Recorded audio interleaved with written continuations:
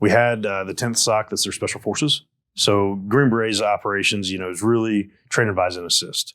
So we stepped into that. So what I love about Green Berets is they're highly trained as specialists. There's a weapon specialist, comm specialist, but what they don't have training in is big unit tactics. So a lot of them are Ranger Tab, small unit, right? They can operate the 10 of them. They don't know how to operate 50 guys. So as the attached infantry, one, my job as the leader over there was to say, hey, this is what my guys are capable of. But also we stepped into training the National Army and the 10th SOC, the Special Forces guys, into this is how, as a unit, we need to move. The 10th SOC guys were okay, but they were infiltrated by Taliban at one point. We ended up losing the first two guys we lost were because of bad intel that they actually relayed to the Taliban. So we got ambushed.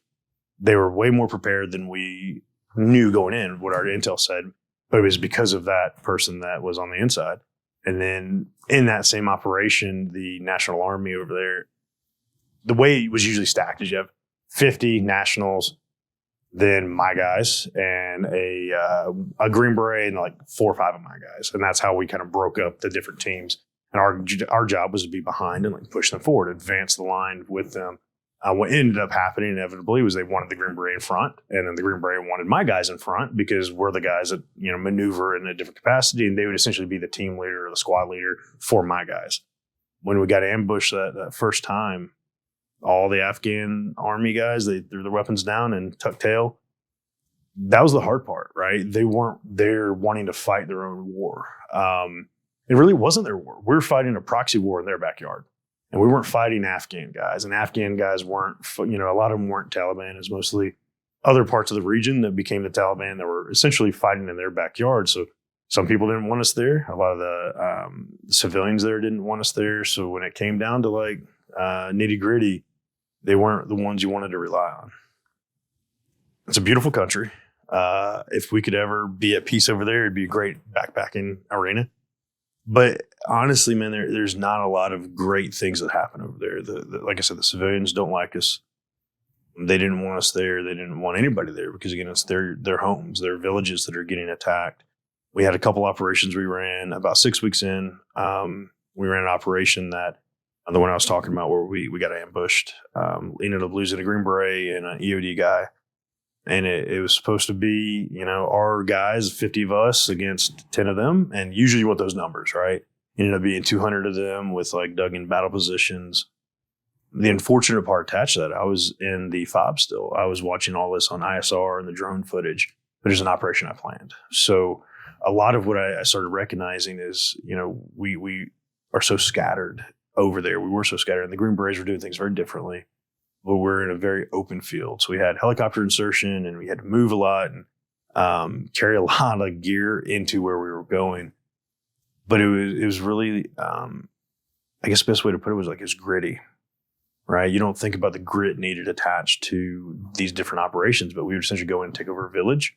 Sometimes we had vehicles where we would take over part of a village.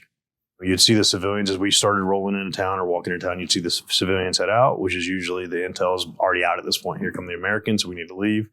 We would take over a part of a village. We'd sleep in a school on the ground in the schoolhouse, and that's kind of go village to village. But what we started recognizing was like it didn't matter. The Taliban would leave, and then as soon as we left, they'd come right back. So it was almost like they were used to us not wanting to finish the fight. You go back to Vietnam and Korea and different wars over the years, finishing the fight was something that American military struggled with over the years and really having that edge attached to it. And I saw that a lot. And that was a lot of my experiences. They'd leave knowing we wouldn't chase. And then when we left, they'd come right back. And it's like, what impact did we actually make over there? Or did we make an impact over there? I think the prevalence of IEDs was definitely in the Taliban's favor there because you can't really chase because you don't know what they left in the ground. Yeah. And we had several vehicles get hit by some. The vehicles over there are really fascinating now. I mean, they're prepped for that. The blast shields on the bottom really disperse that blast. We didn't have any guys actually get seriously injured from any of that.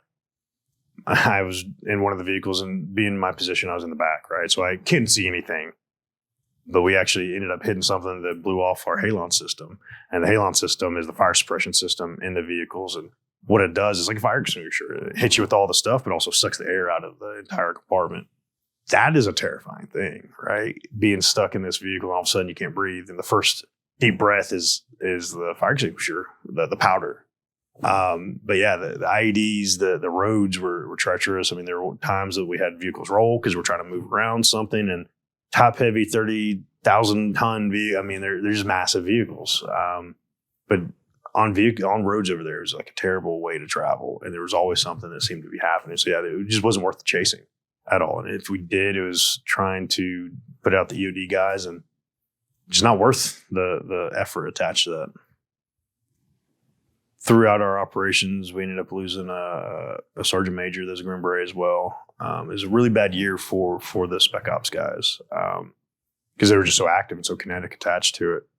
But losing those first two was a really tough one for me because I was sitting in the 5, I wasn't on the operation, and watching it all happen. And you see the feed and you see the drone footage of the first guy drop and the second guy drop. And the first one was Will, the Green Beret, and the second was Joey, the EOD guy, and the third one was my guys. And you see my guys reach out, grab, and try to hold and pull back. And watching all of this unfold, knowing I couldn't do anything, knowing I was part of that planning process, knowing I was the one that showed the maneuvers and, hey, this is how we want to do it. The survivor's guilt always sucks, but the leader's guilt attached to I couldn't do anything, that's one of the worst things I brought back to the United States and back in country was that mindset of I should have or could have done more. And it took me a long time to process that piece. And we can talk about therapy and talk about the healing process, but for me, the worst part was really beat myself up over that because I had to receive the guys. I had to bring the guys back in on that operation. It's like looking at the hurt in their eyes attached, having to carry the comrades back in and knowing like I wasn't there. Like I felt maybe I could have done something different. And that killed me for so long. I beat myself up over that one for a long time.